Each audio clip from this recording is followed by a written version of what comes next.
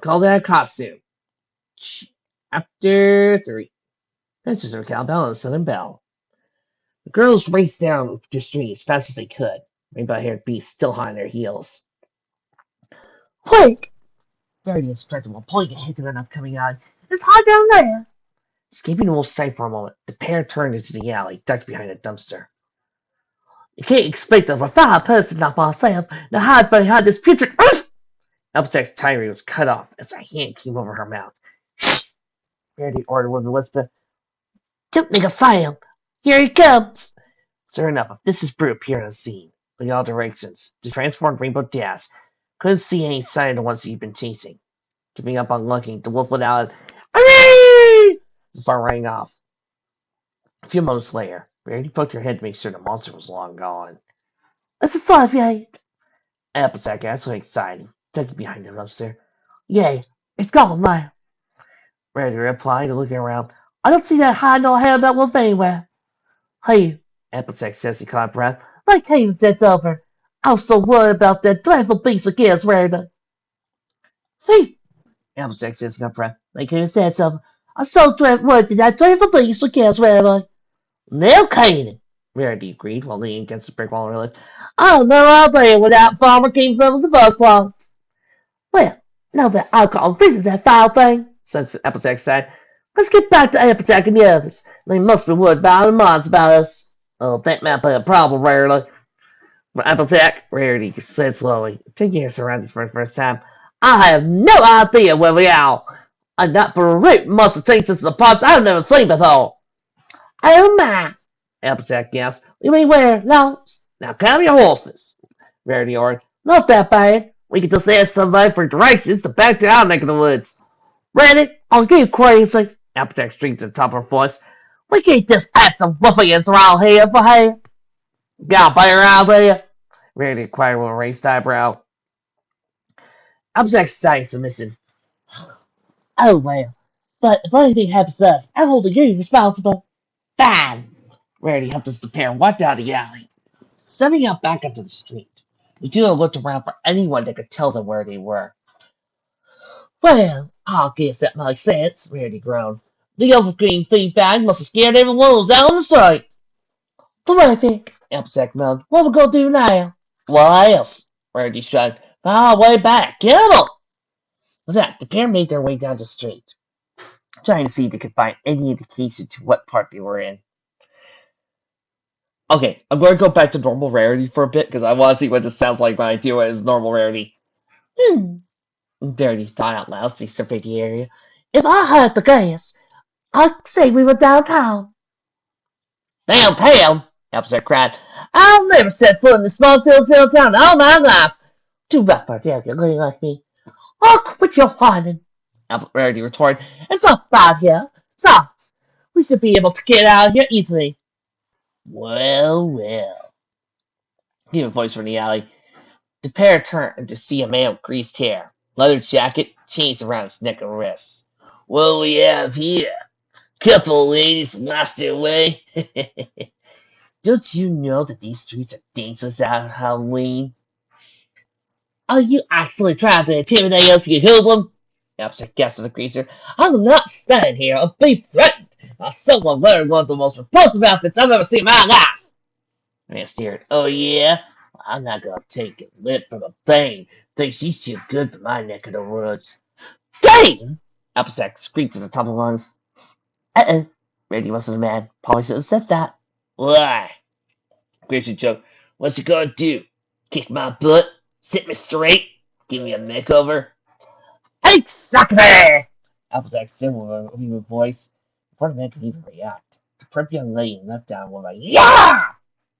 10 minutes later, the young man was walking down the street with his hair washed, combed, leather outfit replaced by a tasteful suit, and his arm in a sling while sporting a black eye. Well, that's it, Applejack said, dusting her hands off, while she and Rarity walked down to the other side of the street. Not bad out there, Applejack, Rarity commented as he looked back to the fine gentleman. Do you really think so? Applejack asked softly. I'm surprised at how well it turned out considering it happened so fast. Still, does he think you maybe went too far when you shoved those chains down his throat? Rarity had to ask. I will admit I may have lost my temper, Applejack replied as he held her head up gracefully. Well, the important thing is that young man is now on the proper path. Right. Rarity rolled her eyes. You do realize that if you let me handle it, I could have called him to tell us how far from Capital Avenue we are.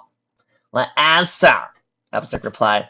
But teaching that degenerate ruffian took a lesson priorly. She looked up to see the corner they were coming up on. Besides, looks like it isn't necessary anymore. Look. Sure enough, there was the corner at the street sign. Philadelphia Street, Betty asked.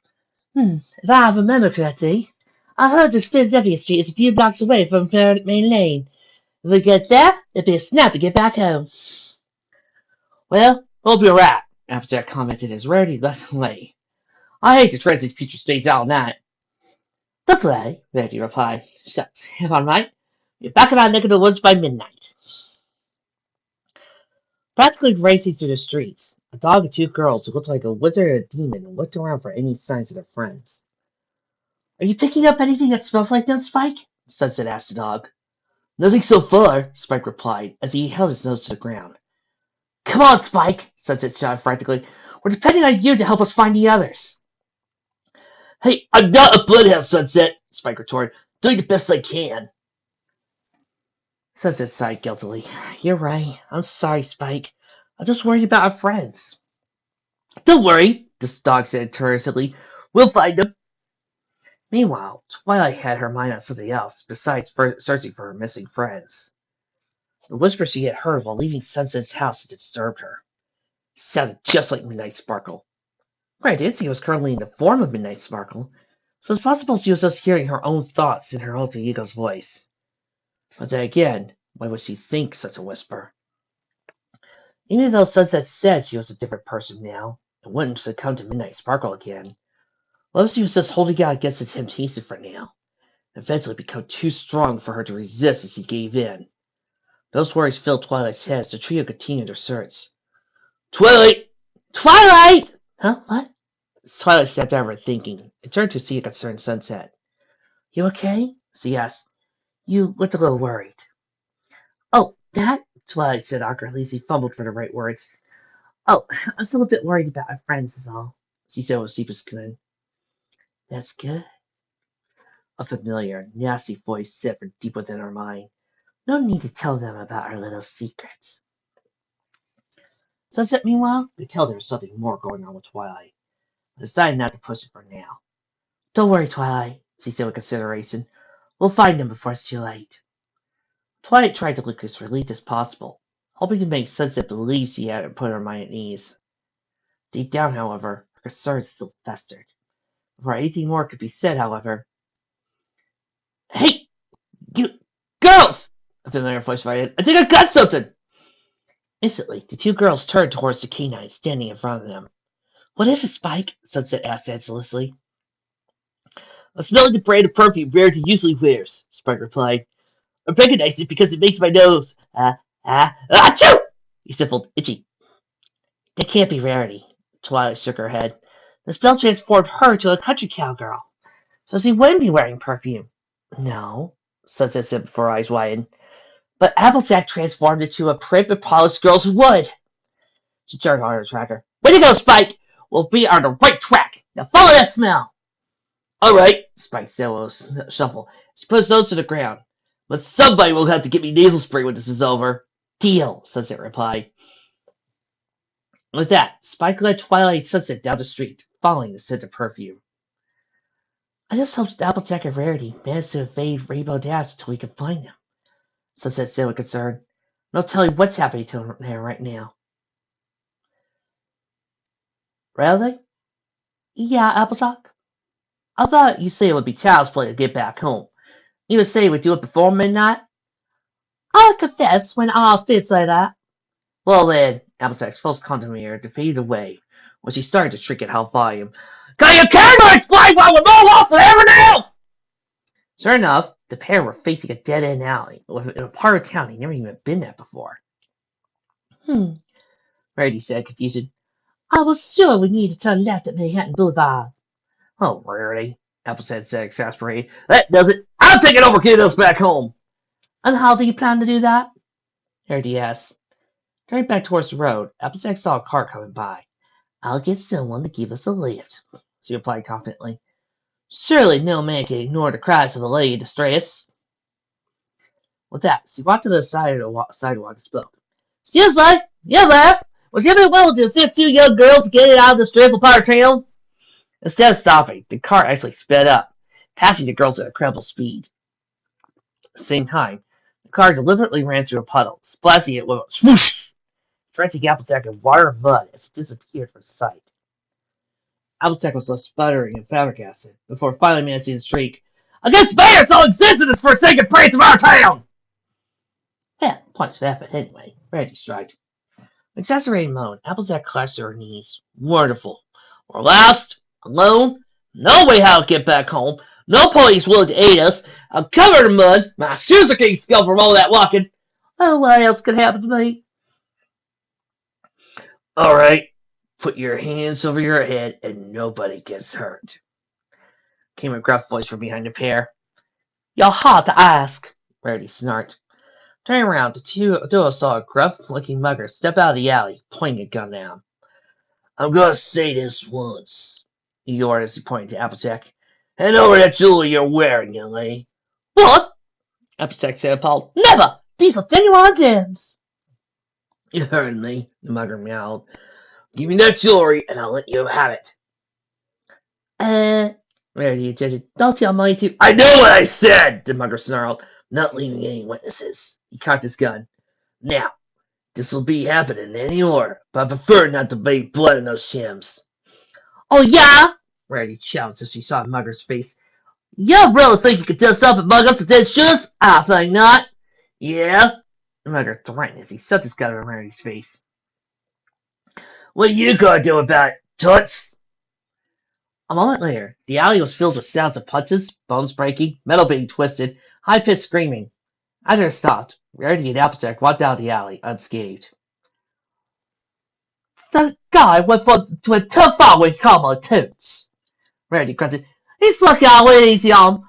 I think I could make it just fuzzy to even pick up a set of hose. Must say, that's a crippler, you Rarity, Applejack replied. Rarity smirked. You spent your whole life on a farm like Slee Appalachus, and you can handle looks like that. Interesting, Applejack said. If I didn't balk at the idea of farm work, I'd probably do it. Yeah, right, Rarity snickered. The day you work on the farm is the day I run that boutique of yours. Oh, don't even joke, Rarity, Applejack gasped. No offense, but you could run Carousel Boutique into the ground. That might be true, Rarity sighed. I don't really have a knack for those frou-frou things. Yes, well, Applejack said as he looked at the unknown city they were in. If we don't find our way back to our neighborhood, Carousel Boutique might go under anyway. Calm down, Rarity insisted. We'll find our way. We'll just need to keep a cool head and stay optimistic. You sure that'll be helpful? Well, we can focus on getting back if we run around like chickens with our heads cut off, Rarity replied. Yes, I suppose some like slants, Applejack said. But I do wish we had something more to aid us. This whole affair's been murder on me. Why, my poor... Applejack looked offended. How dare you dismiss my concerns? It may not seem much to you, but me, it means every... Yeah, Rarity whispered. Do you hear that? Applejack listened. What does that sound? It sounds familiar, Rarity said. Almost like... Her eyes widened. A growl? Dog growled? Applejack turned pale as he hid behind Rarity's back. You don't suppose that horrific place has found us again, do you? I don't know. Rarity shook her head as she tried to find the source of the sound. It seemed to be growling louder. Grrr. Turning, the girl saw a pair of yellowish eyes in the shadows. Around the darkness stepped a huge bulldog. Not as big as the wolf that chased him, but pretty good size. Rarity gulped. Nice fella. Good fella. She and Applejack slowly backed up. We don't want any trouble. If we're in your home, we don't mean any harm. Just leave and we'll be on our way. Well, now snarled the bulldog charged. Run! Rarity screamed as the pair of girls took off with the bulldog on their heels. Oh, no, again. Applejack moaned as he tried to keep away from the dog. Just keep running, Rarity ordered. Turning down an alleyway, the duo was left and right. To the right was a wall. To the left was a high wired fence. Quick, over the fence! Rarity cried as he raced towards it. Applejack reluctantly following. It was then that the bulldog turned to the alleyway, just as Rarity and Applejack were scaling the fence. Come on, Applejack! Rarity was saying as he neared the top of the fence. Oh, I can't, was the reply. Don't be that way! Rarity shrieked. Unless you want to be dog meat, you're gonna move like... No, out! Applejack cried. Really can't! She pointed downward. My foot's got caught in this fence! Look back. Rarity saw the bulldog was getting closer. Gah! She cried before quickly calming down and helping Applejack get her foot free. Alright, Applejack said. That brute's almost here! You don't have to tell me that. The cowgirl retorted. She fumbled with Applejack's foot, more managing to get free. I got it! At the moment, the bulldog leapt forward, smashed at the fence, shaking it, and attempting to cause the two girls to fall off. Hang on! Rarity said. Well, that's what happened to him. Her fascinating friend shrieked. Refusing to give up, the bulldog leapt up towards the pair. Quick! Climb! Rarity says. The pair began going up the fence. The bulldog jumping again and again, getting higher each time. Almost there! Rarity gasped. Once we reach the top, we jump over the side, we'll be safe. No, really, expect me to jump, Applejack gasped. Do you have any other way of escaping that mongrel? Applejack conceded. Later, Pullen. At the same time, the bulldog was getting closer and closer with his jumps. It was closer enough to nip the hem of Applejack's dress. We're doing good, Rarity says near the top. Almost there! She raised the edge. Got it! She cried. Just then, the bulldog jumped again, managed to press against Applejack. Ah! The debutante cried, so a sudden motion caused her to lose her footing and fall off the fence. Before she got too far, however, Rarity managed to grab her hand. Gotcha! She says. He pulled her friend up to the top of the fence. Like you. Applejack says. He grabbed the ends. Like down below, the bulldog crossed his leg in preparation for his highest jump yet. Applejack, Rarity said so nervously as he saw the dog's motion. I think it's time to leave. With that, the girls looked over the center of the fence as the dog jumped down upward, coming to the spot where they'd been a moment ago. Applejack and Rarity landed on the other side of the fence to see the pursuer, barking and growling as he latched onto the fence, still fruitlessly attempting to pursue them. Needless to say, he wasted no time in getting out of the alley. Whew! Applejack said with relief as he came down the street. That was a terrifying experience.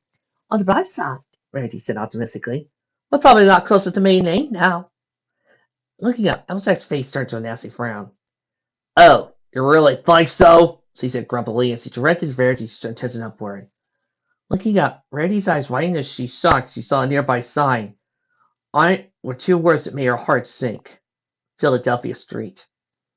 Grinning sheepishly, Rarity turned back to her still-crying friend. I wonder how in the world that happened.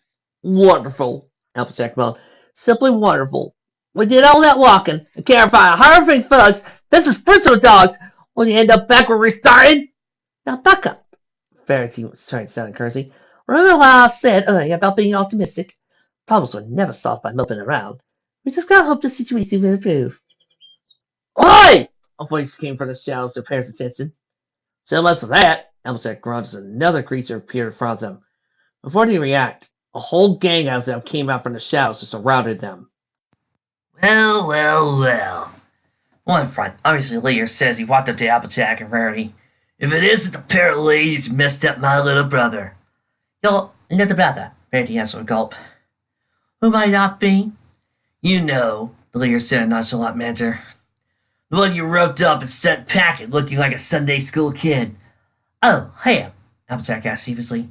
We must know he started that little encounter. And I was just defending myself. I don't care about that. Lear said with a sneer. The point is, you ruined him. He's all piss-poss nonsense now thanks to you. Don't get me started with the change you forced from him. Piss-poss nonsense, Applejack said offended. I beg to differ. Well, he was looking very smart. Seems like a proper gentleman. Yeah?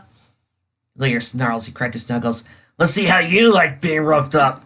Get 'em, boys! With that, the gang began approaching the girls from all sides.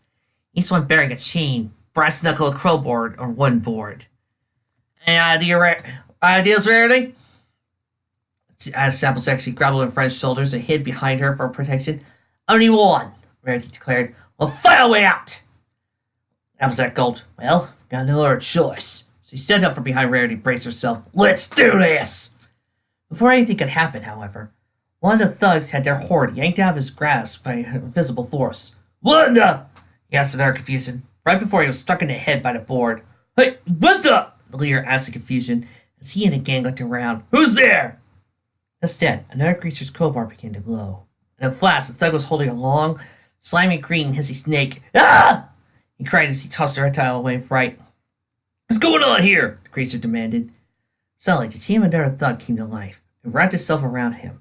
Another greaser wielding brass knuckles, right before it hoisted the pair into the air and throwing them at the others like a bowling ball hitting pins. Scared out of their wits, the gang ran off down the street, screaming and yelling.